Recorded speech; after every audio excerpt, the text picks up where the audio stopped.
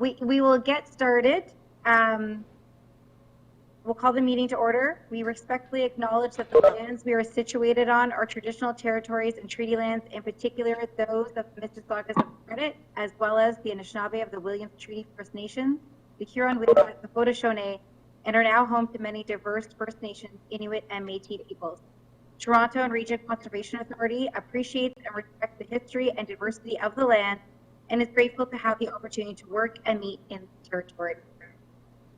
Can I have a mover of the minutes of the meeting held on March the 11th, 2022? Moved by Dr. Chopwick. All those in favor? Any opposed? That carries. Any disclosure of pecuniary interest or the general nature thereof? Being none. Section 1, 7.1, request for tender for Germain Mills Settlers Park Sanitary Infrastructure Protection Project, Site 2 and 3. TRCA, sorry, 7.2, TRCA Agricultural Land Use Policy. 7.3, appointment of auditors. I'd like to hold 7.2. You'd like to hold 7.2?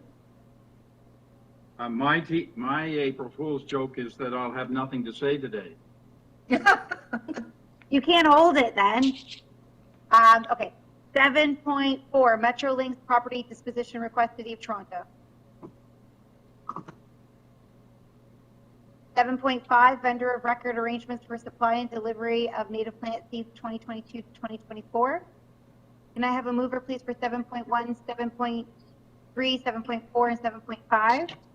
Moved by Regional Councillor Peruzza is happy to do that, and also to let you know I'm here. Okay, thank you. All those in favor? Any opposed? That carries. 8.1, request for proposal for vendors of record arrangement for marketing printing services. 8.2, request for proposal for vendor of record arrangement for marketing sign production services. Seeing no holds, that one, I'll get you to move that one, Councillor Peruzza, 8.1 and 8.2. All those in favor? Any opposed? That carries. 9.1, Metrolinx and requirements of TRCA owned property. Moved by Dr. Han. All those in favor? Madam Chair? Yes? Very brief question. Sure. The language used here seems a little off, a little strange. You know, it's not, we're devolving I actually haven't got it in front of me. It's over here somewhere. It's just a little strange. It's not the usual language. We are selling this piece of property to so-and-so. Is there a reason? Does Metrolinx have the right to take the property or something like that? John? I'll ask later. You can hold. Okay. No. Through the chair. That's what, in particular. That's why we have this as an information report, because we have received similar questions from your colleagues, Vice Chair Heath, and we have received similar questions from councillors about what it is, and so we wanted to put this on as an information report, just so everyone understands how they are, you know, a senior. They are provincial body. So they can expropriate, so they can do that, and so that's why we have that report on. So happy to speak to it in more detail, but it is a question that's been coming up, so that's why we have the information before the board today. Executive Committee. Metrolinx land requirements on TRCA owned property, and you followed up with the right answer. It's a little different than some of the others, and the way it's written is a little different too. I read it. I just felt there was something different, but thank you. Sorry. Mr. Heath, did you want to move that? No, it's Councillor Fletcher. Sorry, yep. I don't have my video on, very low battery. Okay. But yes, I have to ask if, this is TRCA, this is the spot near Corktown Common, this is the environmental assessment for Metrolinx, and I'm hoping that you're able to work a little more closely with the city, because I think the city's quite concerned this will affect Corktown Common in some way. John? Through the chair, if I think if we could hold it quickly and speak to it, if that's all right with staff. I know there's questions, if that makes sense. Okay, so We'll hold 9.1 and come back. Let's just finish the consent agenda and then we'll answer Thank your you. questions, Councillor Fletcher. Thank you. 10.1, delegated powers for routine staff reports issued. Moved by Vice Chair Heath. All those in favor? Any opposed? That carries. Are there any items for new business? Seeing none, we'll go back to 7.2, which was held by Chair Heath. Go ahead, please. Thank you, Madam Chair. And I recall this policy. I joined the board, I believe, in 07, and we had in 08, we dealt with this. And we did have discussion at the time as to whether, what we want to do with the land, i.e. did we want to reforest or just let it go wild or who knows whatever, et cetera, that kind of stuff versus maintain it in agriculture. And we decided it was important that that TRCA support close-in urban agriculture, and also that TRCA was a well-rounded agency. It had agricultural and natural areas and everything in between. And so I read I couldn't find what the changes were. That's the problem, Madam Chair. There was discussion about updated and reviewed and amended and bringing up to current, but then I couldn't really pin down what that was.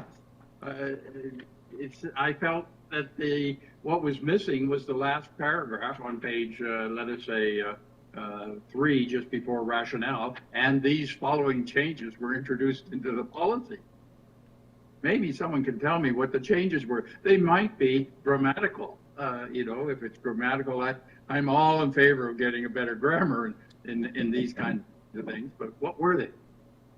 So through the chair, if it's all right, I can start with that, and then I'll pass it off to Alexander Schuler and staff that have been more directly involved in the review. So there is a board executive, or there is a board directive to do a review. So that's the first part and parcel of this. We are directed to do housekeeping on this, call it, and as part of our policy committee work, we have been updating and literally have brought in, I would say, over 200 new policies and guidelines to help, rules equal freedom, right? In my view, but we've been bringing all that into the organization, and this is one of them that is one that required an update as per the previous board directives that hadn't been updated. So that's part and parcel, but there's also those operational issues that arise while we go out and execute leases, for example, with community interest groups or with municipal bodies that are helping support this. And so there are some housekeeping, I call them housekeeping and clarification refinements to the policy. For example, we have had some very, I'll call it difficult to access properties, or properties that are, that people have come forward and say, well, we have to look at how we price the lease, or how we come up with a fair market value for the leases based on some of the extraordinary factors. Like, these are difficult to access properties, for example, or there may be some special features related to it. And so there have been some requests. So we wanted to outline clearly the appraisal process that we would follow, and that way it makes sense related to our other directives and other policies that are part of TRCA's business. So we wanted to make sure that that was articulated and was part of the updated policy framework. Also, just recognizing the portfolio, and that we also have to look at these properties taking into account the opportunities for ecological restoration and things like that. So there are factors that we have to build into the review involving science and other parts of TRCA that have to take a look at whether or not it should stay in an agricultural state, or maybe there should be some restoration on the buffers, or there should be some other reference to programs that our partners, our municipal partners, are bringing forward. So that's really some of it. But Alexander, can you maybe add to a bit of that, please? Sure, thanks, John, and through the chair. I think John did adequately kind of characterize the new updated policy. So Just to add briefly, it's essentially kind of what John was saying, just a more holistic approach for TRCA. So the previous approach kind of focused more on urban agricultural uses. Now we're kind of taking a more holistic approach to assess all the uses from an agricultural perspective. So urban agricultural, community and allotment gardens, and conventional agriculture. And then like John mentioned, we want to preserve, obviously, a lot of the existing leases and rights on the properties, but just when something comes up for a renewal, just to have a more methodological approach to go through to see if we should continue those uses, or when new space is added to the policy, a more methodological approach to assess what is the best use for that property from an agricultural perspective. I understand completely. Now I understand. I thought it might relate to environmental matters, something that we missed in 2008.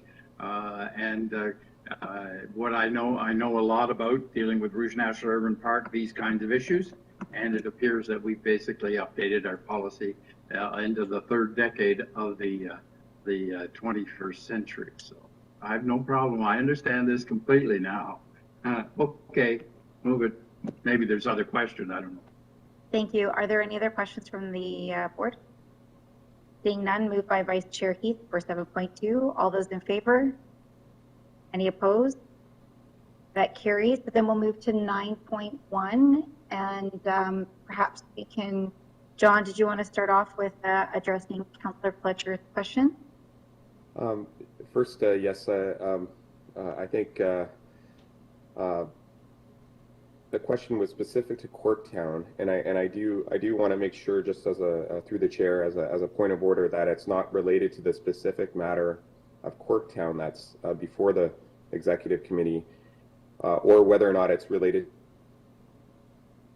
general, I guess the general issue of Metrolink's requests for TRCA owned land. I just wanted to clarify that through the chair. That I just want to make sure we've got the right item that we're speaking to. Because there is a specific Corktown matter, and then there's a larger Yes, matter. Madam Chair and Mr. McKenzie, it is the Corktown and the concern over Corktown and what Metrolinx wants from TRCA. So if I'm on the wrong page, I'm sorry about that, but I've had a communication from Councillor Cressy's office, very concerned. I have sent that to you, John, so you can see what they're worried about and how TRCA might work with Parks Department so everybody's on the same page. Of course, Corktown Common's part of the flood protection associated with waterfront. So through the chair, then, that I believe that is, and Alex, you can confirm this, that is item 7.4. So we would probably have to reopen. Yes, the chair please, if you don't mind. Thank you. Yes. Thank you. Yeah, thank you. Okay, Sorry, I so- missed that. That's okay. Are there any other issues in regards to 9.1? So I need a mover then for 9.1. Councillor Dies, all those in favor? Any opposed? And a motion from Councillor Fletcher to open back up 7.4.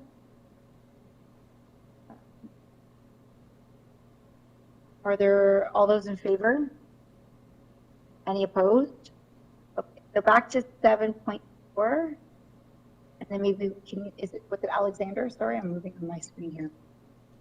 Alexander? Through the chair. Yes, Councillor, we've been highly engaged with the City of Toronto on this and with Metrolinx. We've held a variety of meetings. We're trying to work towards voluntary negotiation to ensure that we preserve all the City of Toronto's interest on the sites. Because I know, like you mentioned, the PF&R division has some issues with some of the fencing. And there's some also underground infrastructure from, I think, Toronto Water. So we are collaboratively working with the city and Metrolinx on this, and we're having multiple meetings to try to make sure that all the parties involved kind of reach a satisfactory disposition as opposed to any expropriation. Thank you. Can I just ask you some of the concerns, please, that have been sent my way? Go ahead, Councillor Fletcher. For the part of this is an 8-year taking of an area, and for the Corktown Common Park area, is the return of the park parcels assured in the terms of the conveyance, and will it interfere with the use of the park in any way? These are questions from the local councillor who is quite concerned, and also asking why is there a permanent conveyance of the Don Landing? What are the implications for the access to the lower Don Trail? And what is going to be the use for the parcel at the north end of the park? It's not clear it's part of the temporary lease or permanent disposition. Quite concerned it might interfere with the public use of the park. Also, there are lands that are to be a permanent or a future school site, so there's a concern over these. I'm not sure if you need to answer them all completely today, but Madam Chair, what I'd like to do is direct the staff to be in touch with Councillor Cressy's office and to meet with Councillor Cressy in the Parks Department and whoever else is running the Metrolink show at the city in order to get answers to these things, and then come back when we have our board meeting to understand more clearly the answers to these questions and if there's any actions that we need to contemplate.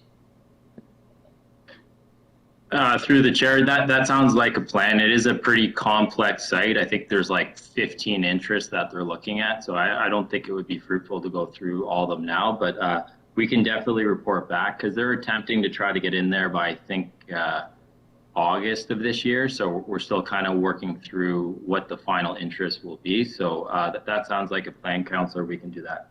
That would be good. And any permissions that are required. And John, I did forward that same email to you so you have a clear idea of what the concerns are.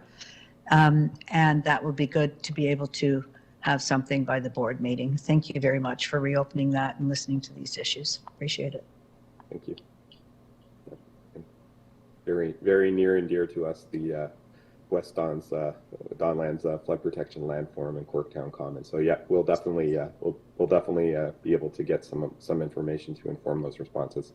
Thank you. Yes, it is near and dear since TRCA was very much part of all the flood protection, one of the lead agencies. So yeah, thanks, John. Could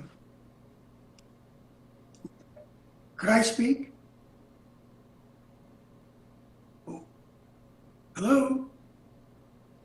Am I on? I can hear you, Ron.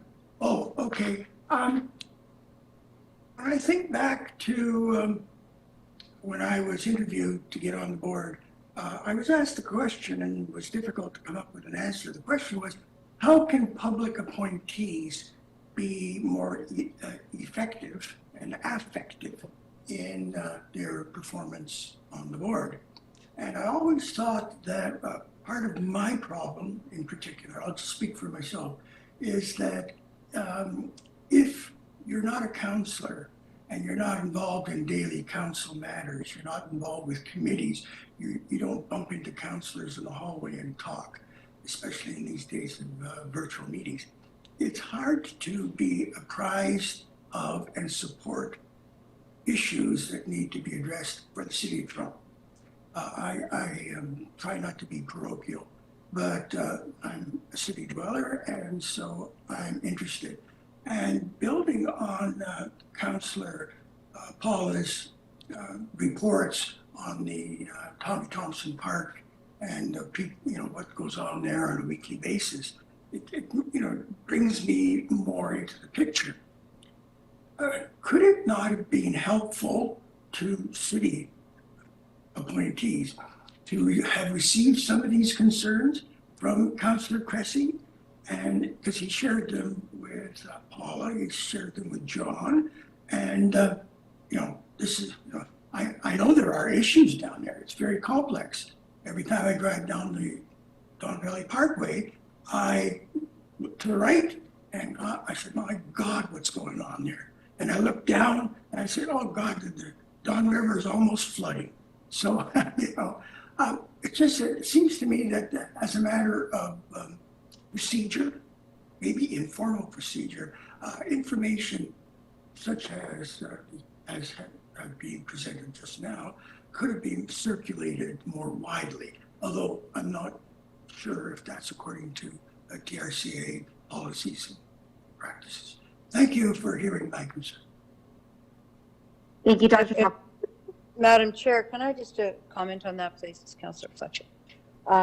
I will just let you know that I only got this last night at 11 and the questions this morning, because I'll just remind everybody that we have doubled our ward size, doubled the amount of work, that Councillor Cressy's ward has all of the waterfront, as mine does, that the amount of work and watching what's going on and being having oversight is incredibly difficult. So I would have to say that at times that's simply impossible to do what you'd like to do, Dr. Chapelwick. And today is one of those days. So I think it's great that we have those questions that are raised here, and we'll get that full report. Everybody will know all about it when we get to the board.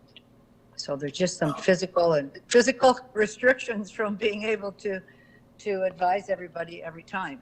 Sometimes it's very last, and that's what today is. I'm just trying to be more supportive. Yeah, what I would suggest is that Sometimes I think, Madam Chair, I sometimes think that members from other cities, towns, and others do not understand what it really meant when Doug Ford reduced our city council to half. It just has created an immense amount of work, and I would really appreciate if everybody really understood what that means. And the fact that Councillor Cressy actually had gone through all of this to find it, I think congrats on him. And I'm sorry it's late, but I have raised this before and kind of had a little poo-poo by people. Oh, it's nothing. It's very big and it's very hard. So sorry that was normal times. You probably know more. There'd be a letter to the TRCA, but there's just no time anymore. Thank you, Councillor Fletcher. And I think it's something that we can discuss when we have our quarterly meetings with our regions and the City of Toronto, and we can talk about how we all work together in as representatives from each of the various municipalities and regions. But we'll save that for a discussion amongst the City of Toronto group. No, I'm actually asking for understanding from everybody, Madam Chair. Yeah, and that. There's not just. Councillor, I haven't finished speaking. You're interrupting the chair. My That's very. apologies. I'm sorry, Chair. Thank you. I was just going to say, we're all very stressed at this point in time. We have tons of applications coming our way. We understand the pressures that the City of Toronto is under and why we actually have citizen appointees from the City of Toronto. And perhaps when we have our quarterly discussions, those are part of the discussions that we can have to make sure that all of our appointed members are up to date on what are the issues are that are faced for those municipalities. And we'll leave it at that. I think that we're all trying to do our best, and I think that to Councillor Fletcher's point, she just got the information last night, and kudos to Councillor Creasy catching it, and to Dr. Kropelwick's point, thank you for your interest and willingness to support your city councillors any way that you can for the CRCA. With that, are there any other last calls for new business items? Seeing none, I'm just going to, I was super fast when we got started and we missed roll call. So before we adjourn, I'm just going to ask our clerk, Joanne, to do a quick roll call. All right, thank you. Through the chair, just a mover for 7.4. Yeah, my apologies. Councillor Fletcher, did you want to move that? Yes, I do, with the attached questions, please, that were sent. And Maybe Ron can second it. That'd be great. Dr. Chopper can second it. All those in favor? Any opposed? That carries. Joanne, did you want to do roll call, and then we'll turn to Councillor Prusa for adjournment? Sure, thank you. Thank you through the chair. As I go through roll call, if you could unmute yourselves and let me know that you are present for the record. Chapelwick? Present. Demerla? Dies? Present. Drake has sent in her regrets. Fletcher? Present. Han? Present. Heath? I'm present. Hyatt? Good morning. Innes? Present. Jackson? Sorry, present. Thank you. Keller has sent in her regrets, and Prusa. Present. Thank you. Thank you, Madam Chair. Thank you. And So, Madam Chair, absolutely A to Z from Alpha to Omega, I move adjournment. thank you. Yeah. Have a wonderful weekend, everybody.